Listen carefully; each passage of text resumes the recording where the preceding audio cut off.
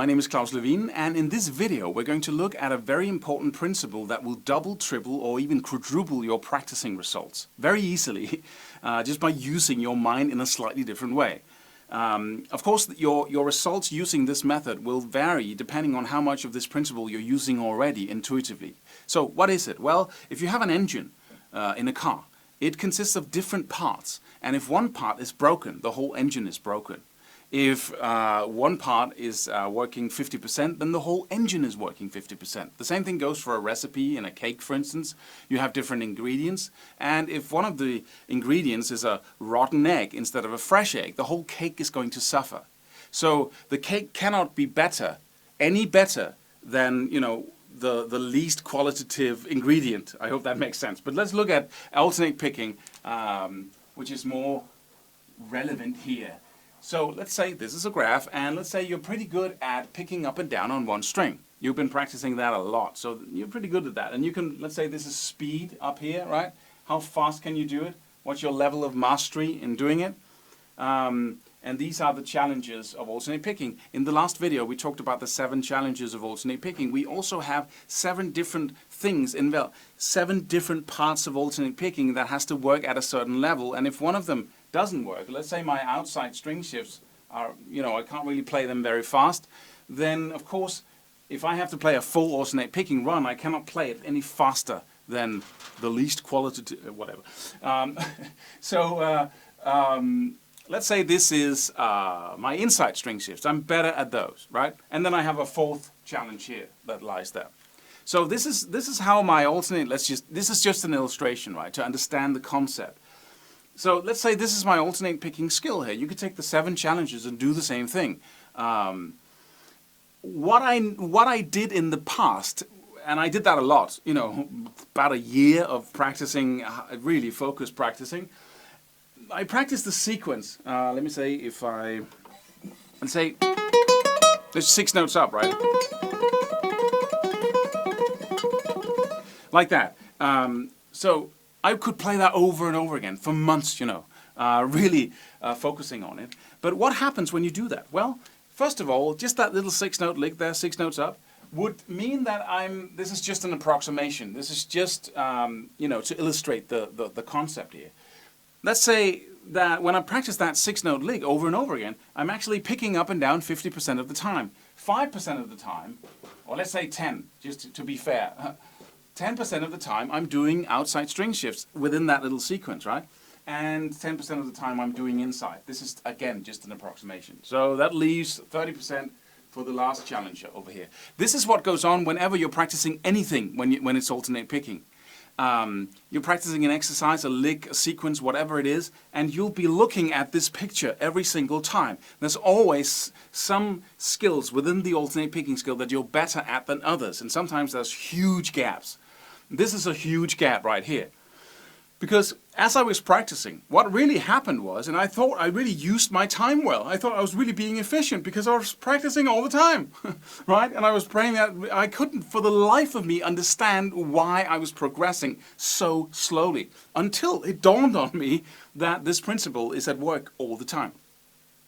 So I would practice, I would spend, let's just say I spent 10 hours, whatever, and I did 10,000 repetitions during those 10, that's actually not a lot during 10 hours. But let's just say that, I did 1,000 repetitions for 10 hours. Then 50% of those were actually useless because you weren't even challenged when you were practicing the up and down movements on one string. It was just too easy, right? So there was no development. The brain just goes, I can already do that. Why would I grow here? Why would I learn anything new? And then you practice this for 10% of the time. That means if you've been spending 10 hours practicing alternate picking, in fact, what you got out of it was just, let's just say, it was just right here, an increase of, let's say, 0.001%. Because that's how much you got better at that challenge there by practicing it 1 hour. And in between all kinds of stuff, so you didn't really have your full focus on that challenge alone. So this is how it is always. You know, we practice the same thing. If you learn a song, it's very visible, very very clear when we're playing a song, and we get to that point where we can't get any further because there's a chord there that's uncomfortable, whatever. It's very easy to see that, hey, you got to focus on that little part there. You got to play that over and over again, because otherwise, when you're on stage, it doesn't help you that you're pretty good at the verse or whatever. If you can't handle that, it's all going to fall apart, right? But we don't see that when we're practicing alternate picking, because we have a tendency to see it as one thing, right? And in order to be good at using this principle, we must do something else. We must be very good at designing, and this is the key here, this is the point. We must be very good at designing exercises that focuses on our main challenge, and that's always the lowest out of the 7, right? So if you're not very good at the outside string shifts, and I'm going to show you in a second how you do this, then of course we need to design an exercise that focuses more on that and less on everything else, right? So let me show you on the fretboard how you identify and isolate the challenge and then design an exercise that will target that specific challenge. So you have your focus on the challenge so that you can take this X here and move it all the way up here and stop wasting time practicing irrelevant stuff, right? That is the key. So if you can do this, then you will make leaps, you know, sometimes big leaps in your development by focusing on the missing link, the weakest link in the chain, the thing that can, the focus that can give you the most growth the fastest possible, right? That's what we want. So let's look at it.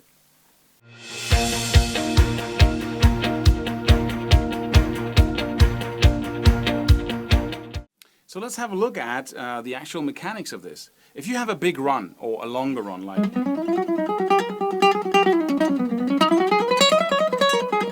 whatever, right? Then, and you're practicing it over and over again, then it's going to be pretty easy for you to determine where you are weak, right? Because you're playing, and then you're going to feel the weak spots, right?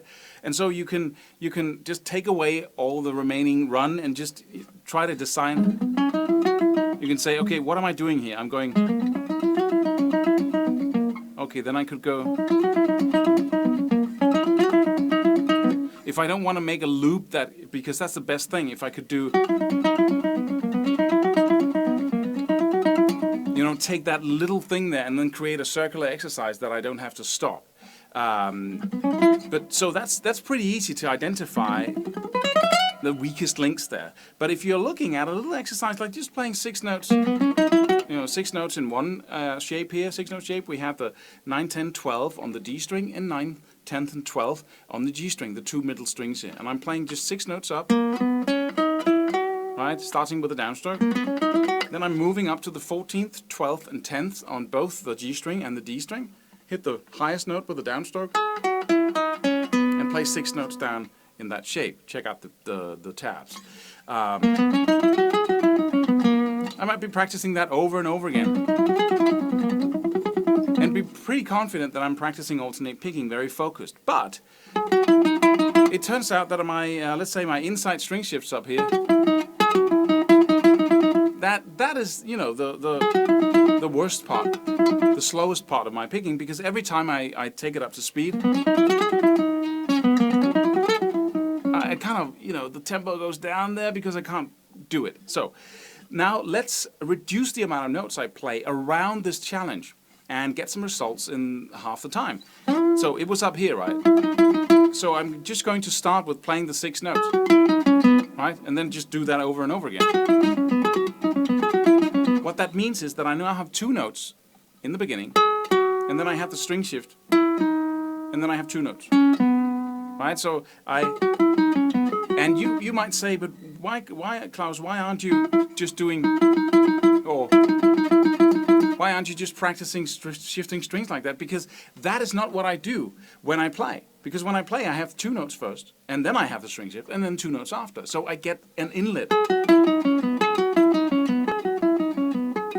to my string shift. And if you're running and then jumping once in a while, you know, every 10 meters you're jumping, then that's one discipline. But if you are That would be, but if you are jumping all the time without running, that's a totally different discipline. And that's the same thing. You jump, jump, jump, jump without running, without having any inlet.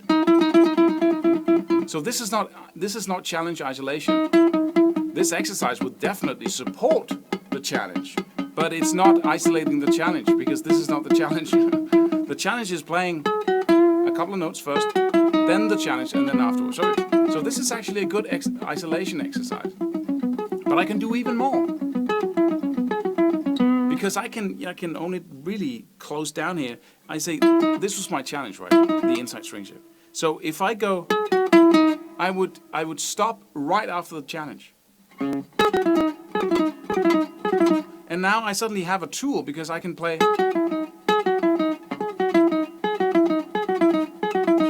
And that little pause there allows me to focus on the last two notes of what I just played every single time. I get my inlet and I get my challenge. And then I can alternate between this. And I can even practice fast this way. I can speed up the process and see if I can do that. Play those 4 notes rapidly. And then I can do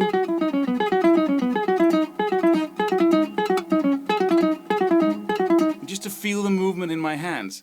So now I'm really targeted in towards that challenge. Another example could be our classic Paul Gilbert 4 notes up and down. Like that. So you have the 9, 10, and 12 on the D string. You play these 3 notes, then you hit the 9th fret on the G string one time with an upstroke on the G string there, and then back again to the 12th on the D string, and then 10, and then 9th. This is 9th, this is 10th, and 12th, and then 9th again. And I should say I've tuned down 1/2 step, because I couldn't get anything else than high tension classical strings on my flamenco acoustic here, so I just tuned down. And if you have an acoustic, you might want to tune down as well, because making it easy on yourself in the beginning is really a good idea. So I want to focus in on the challenge, and the challenge obviously here is not picking on one string, but it's the double string shift. I go from this note on the G string to that note on the G string, and then back again right away. It's like having no inlet, right? You have 2 jumps, like running, running, running, and then jump, jump, and then running. That's another thing than running, jump, running. And if I start with a downstroke, then my string shifting here is an outside string, double string shift. And I want to focus on that, but I only have these 2 notes first, and then the challenge of outside double string shift, and then back again. So this really looks like the ideal focused exercise for this challenge here. But I can do even better than that. As I said before, like I did up here, I can stop. Right? This is even hard in midway in the challenge, because I only did one of the string shifts. Right? And then I have the back again. So I could go, or I could start going first.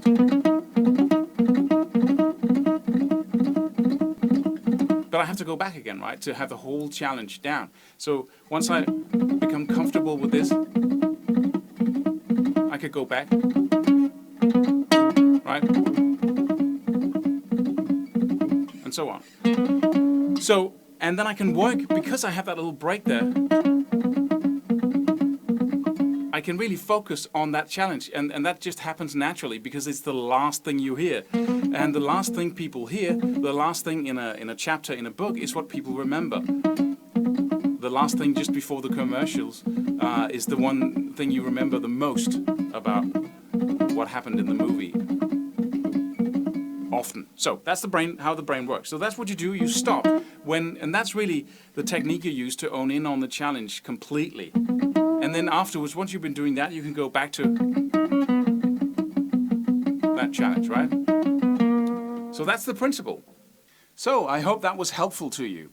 It's very rare to see someone pick up a piece of information and then just apply it massively for the rest of his life. Usually what happens is that we hear something and we go, oh, that's a cool idea. But then we really forget when we sit with the instrument. We just go back into our old habits and routines, and we forget about the principle. And we forget about practicing, applying it every single time we sit down and practice. So here's a very easy thing you can do. It only takes you 1 minute or less, and you can do it now, and it will have an inordinate effect on you implementing this principle. What you simply do is take a white piece of paper and write the question, am I working on the right thing right now? Question mark. And then you put it on the wall, or you write it on a post-it note, but make sure it's in a place where you cannot not read it when you sit down to practice. Because we cannot not read stuff that is right in front of us. You know how it is to go to the same subway station or railway station or drive in the same areas of town every day, and you see the same billboard, 100 times, and you just glance over and you read the text, right? Maybe you don't want those words in your head, but it's just involuntary. You can't really help it. You're just reading it. So if you do that right now, if you make that little action, put it on your wall, then you're guaranteed that you will read it. And furthermore, you are also guaranteed that your brain is going to try and answer it. If I ask you, for instance, right now, what color this guitar is, bam, instantly, before I even finished asking the question, your brain is already involved in asking it. Or if I say, don't think about a pink elephant, for instance. You don't really have control 100% of what goes on in there, and you can use that to make sure that you implement this philosophy here when you practice, because it's going to mean a massive amount of progress. Yeah, so that's it. I'll just see you in the next video.